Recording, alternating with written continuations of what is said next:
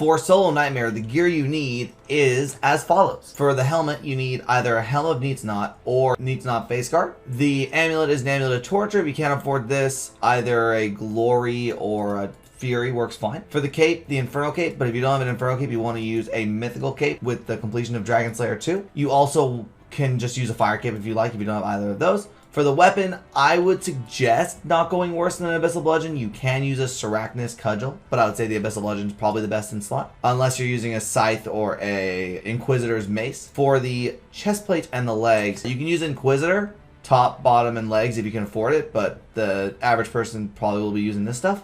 So Bandos, chestplate, and tassets are fine, but if you can't afford these, just monk robes are fine. You can use monk robes. For the gloves, Ferocious gloves are the best, but you can also just go with Barrow's gloves. And so for the boots, you want to use the Primordial boots. Dragon boots are fine. And for the ring, you want to go for the Berserker ring.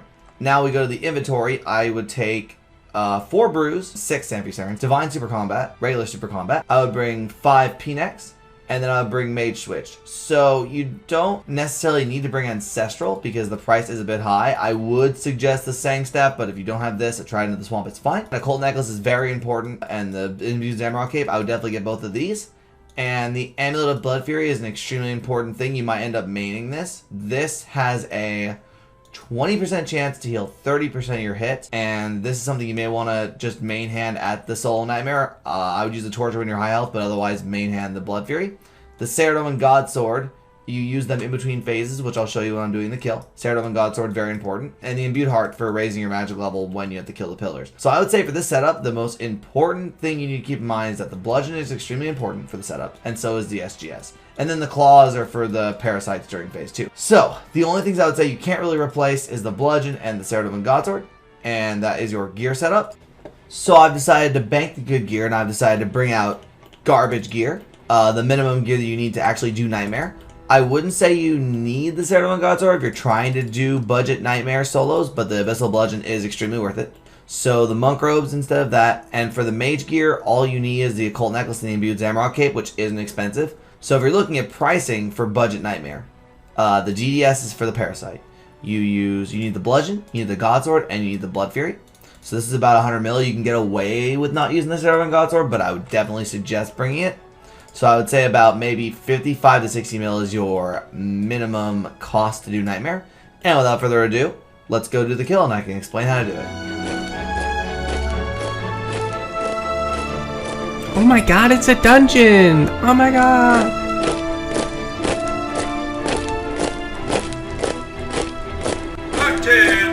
Alright, so here we are in the Nightmare using budget gear. So we're in the Nightmare fight, and Nightmare has 3 regular attacks. When he swirls around, it's a magical attack. When he does a thing where he contorts his body like that, it's a range attack.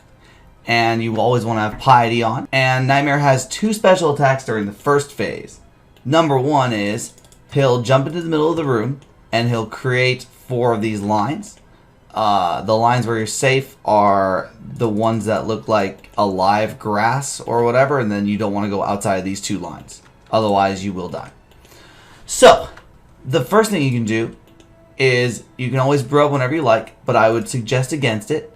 I would wait until your HP is nearing 20, and then you want to switch to the Phoenix Necklace, and it heals 30. The Phoenix Necklace, it heals 30% of your HP when you're below 20%.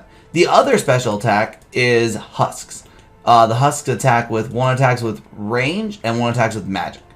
And you get paused to where you can't attack the Nightmare until the Husks are down. And what he does throughout the entire kill is he'll create these little things on the ground, and you have to step outside of them.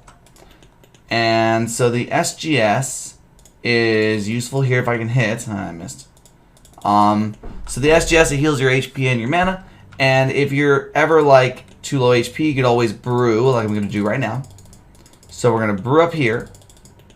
I'm going to brew up to all the way. And the way that the Super Combat works, if you use the regular Super Combat dose, like that, it works as the Divine, and it'll run out in 2 minutes and 27 seconds, like the other one would have. Another thing to note before I forget is you want to tag all. So it's a RuneLight feature. If you have RuneLight, you want to tag all Nightmare, so that way you can see where the things will spawn and where under him is, because it'll be really useful for the second phase. And that's all there is for phase 1. When the Nightmare gets to 0% or 0 HP, you want to switch to your mage gear and attack the 4 pillars.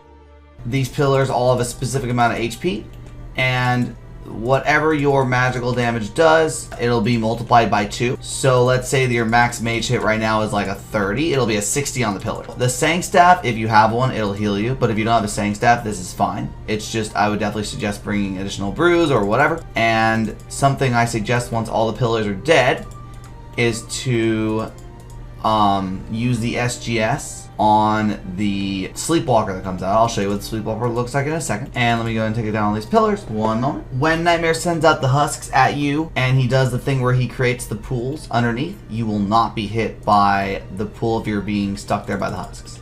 So what I suggest to do for this phase is to switch to your Blood Fury and then SGS spec the Sleepwalker. If you don't kill the Sleepwalker, it will one-hit you. And this will heal you for max. And before this next phase, I would definitely suggest brewing all the way up. Make sure you brew all the way. And for this second phase, if you're new to solos, I would 100% suggest using the Blood Fury for most of this phase whenever you're low HP. So this phase, there's 2 things that go on. Number 1, he sends out a Parasite, which impregnates you. And you have to use one of your Serum doses, or you can just click on your HP to clear it. And after 4 or 5 attacks, it will come out and it will heal the Nightmare. So you want to switch to your run underneath and switch to your DDS. And then I would definitely tag the Parasite, because so you can see exactly where it is. And if you're not underneath Nightmare, it'll heal Nightmare for a lot more. It's up to you, but it can go weird with the timing of the pools. The second thing that Nightmare does is he'll switch your prayers. So your Protect from Melee turns into Protect from Magic. Your Protect from Missiles turns into Protect from Melee. And your Protect from Magic turns into Protect from Range. And this will happen for 5 attacks. And then something I would definitely suggest to do is I would suggest to keep this prayer off until you're actually being hit by something to save your prayer pots, especially if you're using not monk ropes. So here we go again. You want to wait until this is done, and then you want to run underneath, switch to your spec weapon. And you could use a Blood Fury for this, but that's up to you, of course. One more thing to note is when you have the Parasite on you, when you're attacking the pillars, when the Parasite leaves, it will heal the pillars. So you still want to make sure to kill the Parasite as quickly as possible if you can. And I will get back to you guys when I'm on the 3rd phase. And the final phase, the 3rd phase. The newer you are, the more I would camp the Blood Fury, if I were you. And you could always bring another brew. Up to you, adjust the gear how you want. But I would say 6 to 7 brews are good. Then I would bring 5 to 6 Serums. So, the 3rd phase. These little things spawn, these spores. If you stand right next to it, you'll yawn and you'll get tired. And it'll slow down your attack speed. The bludgeon is a 4-tick weapon. It'll make you attack in 5 ticks instead of 4. I believe it could be 6. I could be wrong. Feel free to correct me if you like. And the other thing he does is he'll jump down to the ground and he'll appear somewhere on the map and he'll slide across.